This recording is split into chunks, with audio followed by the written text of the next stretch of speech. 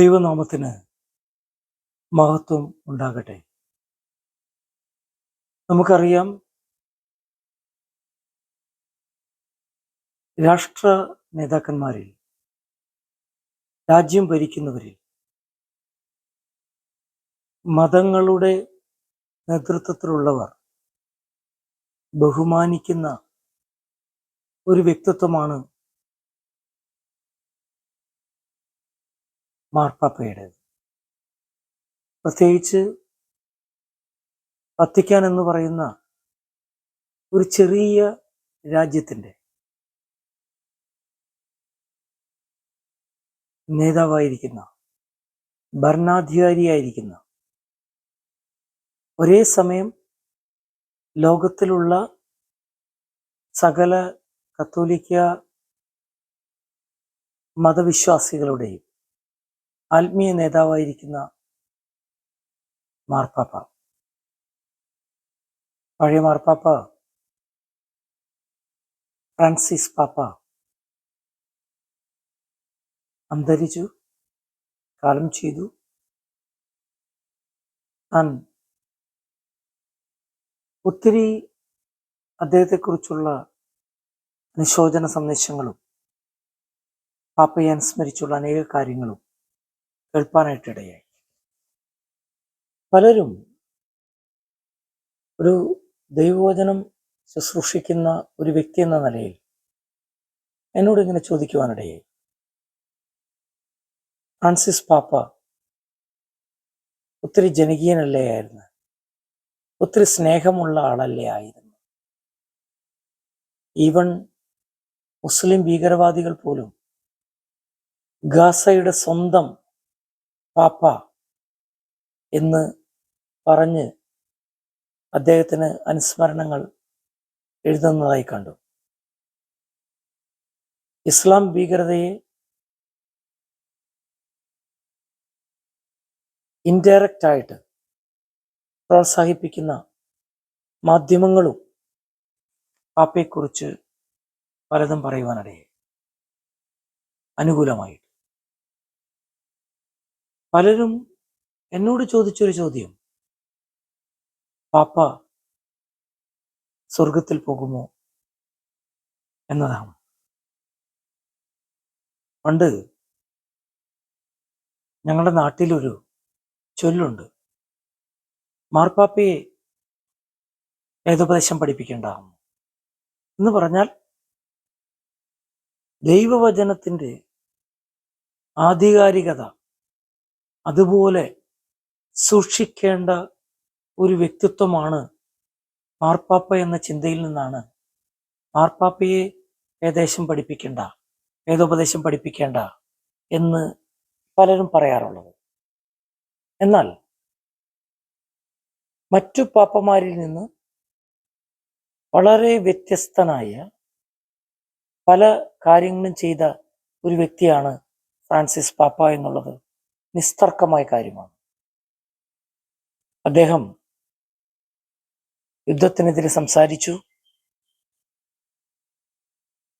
അദ്ദേഹം മതങ്ങളോട് നന്നായി സംസാരിച്ചു. മത നേതാക്കന്മാരായി ഇടകലർന്നു. ഒത്തിരി വ്യക്തികൾ അദ്ദേഹത്തെ ഇഷ്ടപ്പെടുന്നു. അദ്ദേഹം ഒരു നല്ല പാപ്പയായിരുന്നു,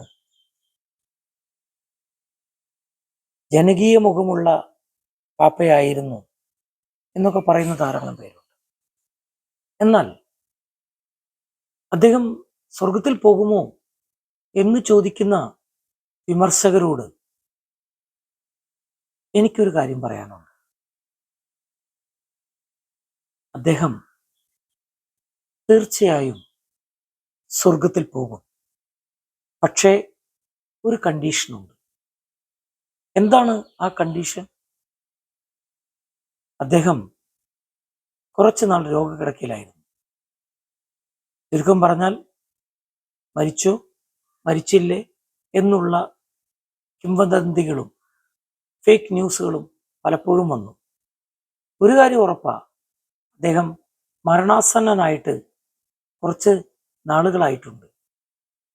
ആ നാളിൽ അദ്ദേഹം മാനസാന്തരപ്പെട്ടെങ്കിൽ നിശ്ചയമായിട്ടും സ്വർഗത്തിൽ പോകും. കാരണം സ്വർഗത്തിന്റെ അധികാരി കർത്താവായ യേശു ക്രിസ്തുവാണ്. സ്വർഗത്തിലും ഭൂമിയിലുമുള്ള സകല അധികാരവും എനിക്ക് നൽകപ്പെട്ടിരിക്കുന്നു. നിങ്ങൾ പുറപ്പെട്ടു പോയി സുവിശേഷം അറിയിക്കുവിൻ എന്ന മത്തായി സുവിശേഷത്തിലെ 28-ാം അധ്യായത്തിലെ ആ മഹാനിയോഗം, ആ ഫൈനൽ കമാൻഡ്മെന്റ്, അതിൻ്റെ അടിസ്ഥാനത്തിൽ സകല അധികാരവുമുള്ള സ്വർഗത്തിലെയും സകല അധികാരമുള്ള കർത്താവ് യേശുവിൻ്റെ അടുത്തേക്ക് പോകുക, അല്ലെങ്കിൽ ആ പിതാവിൻ്റെ അടുത്തേക്ക് പോകുക എന്നുള്ളതാണ് സ്വർഗത്തിൽ പോകുക എന്നതുകൊണ്ട് അർത്ഥമാക്കുന്നത്. അതുകൊണ്ടാണ് ഞാൻ പറഞ്ഞത്, ഫ്രാൻസിസ് പാപ്പ സ്വർഗത്തിലേക്ക് പോകും അദ്ദേഹം മാനസാന്തരപ്പെട്ടിട്ടുണ്ടെങ്കിൽ. ഇല്ലെങ്കിൽ എനിക്ക് പറയാൻ കഴിയില്ല. എന്നോട് ദുഃഖം തോന്നിയിട്ടോ വിഷമം തോന്നിയിട്ടോ ഒരു കാര്യവുമില്ല. നമ്മുടെ മതഭക്തിയല്ല ദൈവവചനത്തിന്റെ വ്യവസ്ഥ. അതുകൊണ്ടാണ് ഞാൻ നേരത്തെ പറഞ്ഞത്, മാർപ്പാപ്പയെ വേദോപദേശം പഠിപ്പിക്കേണ്ട എന്ന ചൊല്ലിൽ ഒരു പ്രസക്തിയുണ്ട്. എന്നാൽ ഫ്രാൻസിസ് പാപ്പ ചെയ്ത ചില വലിയ തെറ്റുകൾ ക്രിസ്തീയ ചരിത്രത്തിൽ കറുത്ത അധ്യായങ്ങൾ രചിക്കുവാനിടയായിട്ടുണ്ട്. കർത്താവായ യേശു ക്രിസ്തു ഇങ്ങനെ പറഞ്ഞു, ഞാൻ തന്നെ വഴിയും സത്യവും ജീവനുമാകുന്നു. എന്നിലൂടെയല്ലാതെ ആരും എൻ്റെ പിതാവിൻ്റെ അടുത്തേക്ക് സ്വർഗത്തിലേക്ക് പോകുന്നില്ല. ഞാൻ നല്ല ഇടയനാകുന്നു. അനേക അവകാശവാദങ്ങൾ കർത്താവായ യേശു നൽകിയിട്ടുണ്ട്. എന്നാൽ ജനകീയനായ, ദൈവമുള്ളവർക്കും ദൈവമില്ലാത്തവർക്കും പ്രിയപ്പെട്ടവനായ ഫ്രാൻസിസ് പാപ്പ പറഞ്ഞത്, എല്ലാ മതങ്ങളും സ്വർഗത്തിലേക്കുള്ള വഴിയാണെന്ന്. പാപ്പയ്ക്ക് തെറ്റുപറ്റിപ്പോയി. മതം മനുഷ്യന്റെ സൃഷ്ടിയാണ്. സ്വർഗത്തിന്റെ വഴിയാണ് കർത്താവായ യേശുക്രിസ്തു. അതുകൊണ്ട് യേശുക്രിസ്തു എന്ന ഏക വഴി, ഏക സത്യം, ഏക ജീവൻ, ആകാശത്തിന്റെ കീഴെ മനുഷ്യരുടെ രക്ഷയ്ക്ക് വേണ്ടി നൽകപ്പെട്ട മറ്റൊരു നാമമില്ല കർത്താവായ യേശുക്രിസ്തുവിന്റെ നാമമല്ലാതെ. ഇത്തരം തർക്കമറ്റതായിരിക്കുന്ന, ക്രിസ്റ്റൽ ക്ലിയർ ആയിരിക്കുന്ന ദൈവവചന സത്യങ്ങൾക്ക് വിരുദ്ധമായി പറഞ്ഞ വ്യക്തിയാണ് ഫ്രാൻസിസ് പാപ്പ. അത് മാത്രമല്ല, ബൈബിളിലെ പുസ്തകങ്ങളുടെ ആധികാരികതകളെ ചോദ്യം ചെയ്യുകയും കർത്താവിൻ്റെ സൃഷ്ടിയെ തന്നെ, ആ ക്രിയേഷനെ തന്നെ, ക്രിയേറ്റിവിറ്റിയെ തന്നെ ദൈവവചനത്തിന് തെറ്റായി വ്യാഖ്യാനിച്ച വ്യക്തിയാണ്. കർത്താവ് പഠിപ്പിച്ച പ്രാർത്ഥന തന്നെ തിരുത്തുവാൻ പരിശ്രമിച്ച വ്യക്തിയാണ്. അതുകൂടാതെ ദൈവം വിഭാവനം ചെയ്ത, ഇൻസ്റ്റിറ്റ്യൂട്ട് ചെയ്ത വിവാഹത്തെ, അതിൻ്റെ സ്വർഗീയ തലങ്ങളിലുള്ള അർത്ഥത്തെ പോലും നഷ്ടപ്പെടുത്തുവാൻ തക്കവണ്ണം ആണും ആണും, പെണ്ണും പെണ്ണും, അതുപോലെ ജെൻഡറുകൾ തമ്മിൽ വിവാഹം, അങ്ങനെ വിവാഹം ചെയ്തവരെ അകറ്റി നിർത്തണ്ട എന്ന് പറഞ്ഞ് അതിന് കോംപ്രമൈസ് ചെയ്ത് പറഞ്ഞ വ്യക്തിയാണ്. ചുരുക്കം പറഞ്ഞാൽ,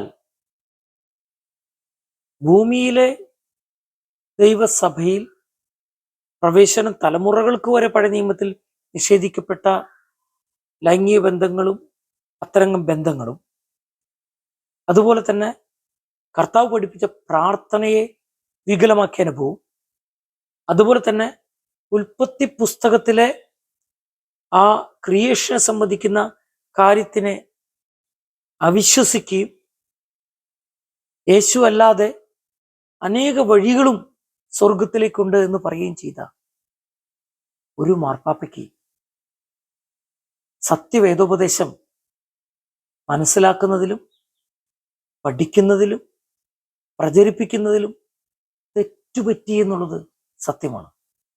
പക്ഷേ ഞാൻ ആരെയും വിധിക്കാൻ തയ്യാറല്ല.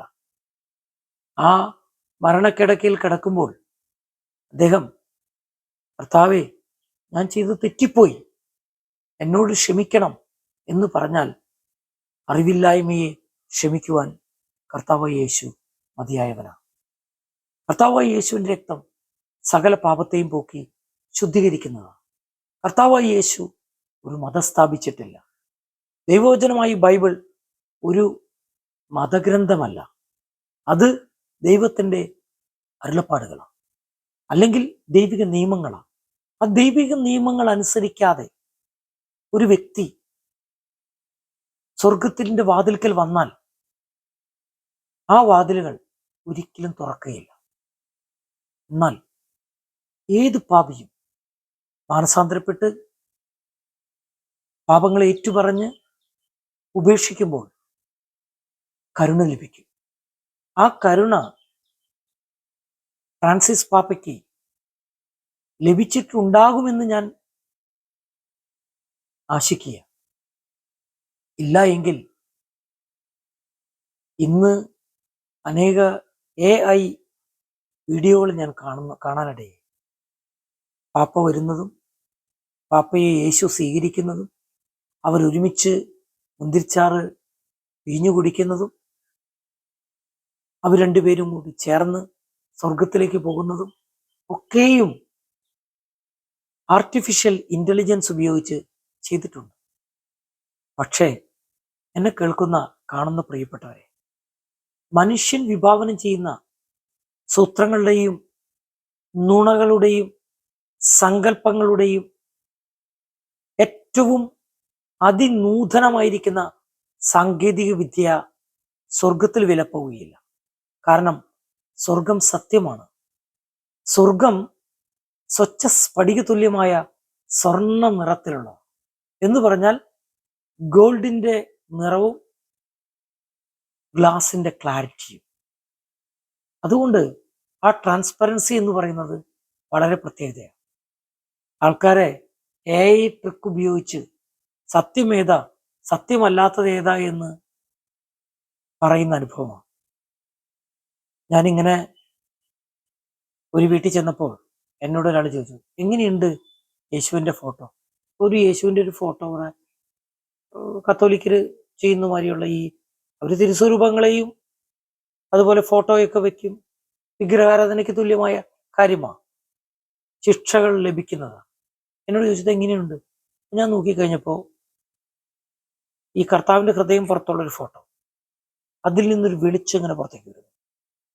എന്നോട് അദ്ദേഹം പറയാം, ഞാനിത് പ്രത്യേകം വാങ്ങിച്ചതാണ്. വാങ്ങിക്കാൻ കാരണമുണ്ട്. ആ ഹൃദയത്തിൽ നിന്ന് വരുന്ന വെളിച്ചേ ജീവൻ തുടിക്കുക. പ്രിയപ്പെട്ടവരെ, ഇത്തരത്തിലുള്ള ജീവൻ തുടിക്കലുകളൊന്നും സ്വർഗത്തിന്റെ സംഭാവനയല്ല. അതുകൊണ്ട് എന്നെ കേൾക്കുന്ന പ്രിയപ്പെട്ടവരെ, ദൈവം സത്യത്തിന് വേണ്ടി നിൽപ്പാൻ നിങ്ങളെ സഹായിക്കട്ടെ. മാർപ്പാപ്പയെ വേദോപദേശം പഠിപ്പിക്കാതിരിക്കാൻ മാർപ്പാപ്പമാര്, കത്തോലിക്ക സഭ ദൈവവചനത്തിലേക്ക് തിരിച്ചു വരട്ടെ.